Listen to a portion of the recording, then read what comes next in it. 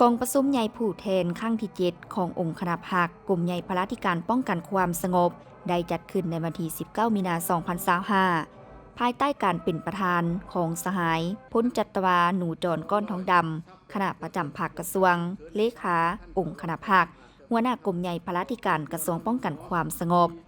เป็นเกียรติเข้าร่วมโดยสหายพ้นเอกวิไลลาคำฟองกรรมการกรมการเมืองศูนย์กลางภาครองนายกรัฐมนตรี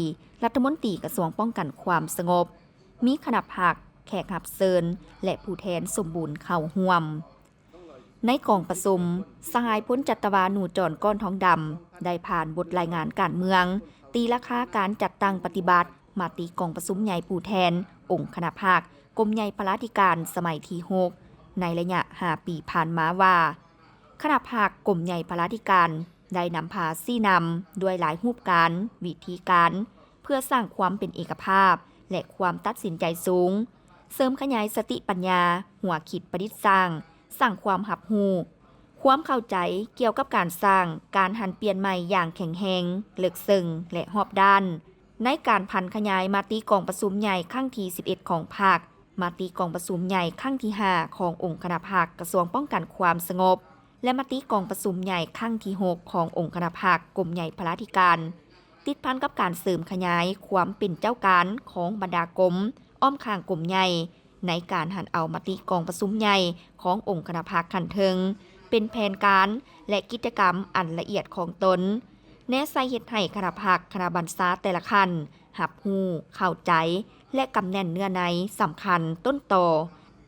และเวียกงานจุดสุมที่จะต้องเอาใจใส่นำพาซี่นำในแต่ละคงเขตเวียกงานตามความรับผิดชอบของตนให้ถูกต้องสอดคล้องกับสภาพแวดล้อมตัวจริงในแต่ละระยะให้ติดพันกับมติกองประชุมใหญ่ของบรรดาหักฐานภาคที่ขึ้นกับองค์คณะภาคกรมใหญ่พระราธิการเพื่อเป็นบอนอิงในการจัดตั้งปฏิบัติให้เกิดมรรคผลตัวจริง5 ปีผ่านมาได้นำพาปรับปรุงภาคให้นักแน่นทางด้านการเมืองแนวคิดเข้มแข็งทางด้านการจัดตั้งมีแบบแผนวิธีการนำพาปฏิบัติเข้มงวดตาม5 หลักการ3 ทิศนำของภาคโดยยึดมั่นหลักการรวมศูนย์ประชาธิปไตยเสริมขยายประชาธิปไตยไปพร้อมกับการเพิ่มทวีระเบียบวินัยภาคอย่างเข้มงวดซุ่มใส่ปรับปรุงกงจักการจัดตั้งสายภาคและสายลัดให้สอดคล้องกับหน้าที่การเมืองอนุมัติยกย้าย2 หน่วยภาคหักฐานจากองค์คณะภาคห้องว่าการกระทรวงคือรัฐวิสาหกิจรักษาความปลอดภัยและล้าวบริการความปลอดภัยระหว่างประเทศได้บ่งตัวแต่งตั้งเลขาห้องเลขาคณะภาคกรมใหญ่ประธานห้องประธานกวดกาภาคกรมใหญ่และเลขา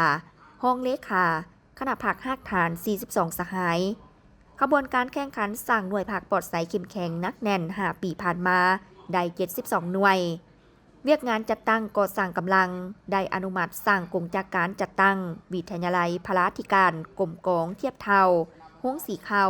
ศูนย์ผลิตดอนก่อมี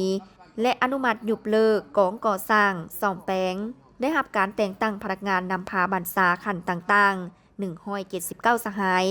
ทรงสมาชิกภาคนายและพ้นตำรวจไปยกระดับวีซ่าเฉพาะอยู่สถาบันการศึกษาต่างๆ327 สหายนอกนั้นยังได้นำพาเวียกงานวีซ่าเฉพาะบนพื้นฐานการจัดตั้งปฏิบัติ4 คาดหมาย4 แผนงาน41 โครงการของกระทรวงป้องกันความสงบวางออกโดยเฉพาะ1 แผนงาน6 โครงการหับประกันพระราธิการหับไส้ให้แก่กำลังป้องกันความสงบมีผลสำเร็จรอบด้านกองประชุมใหญ่ครั้งนี้บรรดาผู้แทนได้เป็นเอกภาพหับพ้องเอาทิศทางหน้าที่คาดหมายสู่ซนแผนยุทธศาสตร์ปรับปรุงกำลังป้องกันความสงบให้ปลอดใสนักแน่นเข้มแข็งและมีแบบแผนทันสมัยเพื่อตอบสนองความที่ของต้องการหน้าที่การเมืองในเฉพาะหน้าและยาวนานนอกนั้นบรรดาคณะผู้แทนสมบูรณ์ที่เป็นตัวแทนให้สมาชิกพรรคทั่วกรมใหญ่พระราธิการป้องกันความสงบได้ใช้สิทธิประชาธิปไตยของตนปอนบัตรเลือกเอาคณะภาคกรมใหญ่พระราธิการป้องกันความสงบสุดใหม่ในนี้มีผู้ลงสมัคร17 สหายเลือกเอา15 สหายเพื่อเป็นแกนนำในการนำพาเวียกงานรอบด้านของกรมใหญ่พระราธิการให้สำเร็จตามคาดหมายสู่ซนใน5 ปีต่อหน้ากองประชุมข้างปฐมฤกษ์ได้เลือกเอาสหายพ้นจัตวาหนูจรก้อนทองดำเป็นเลขา สหายพลจัตวาอุดมศรีสงครามเป็นรองเลขา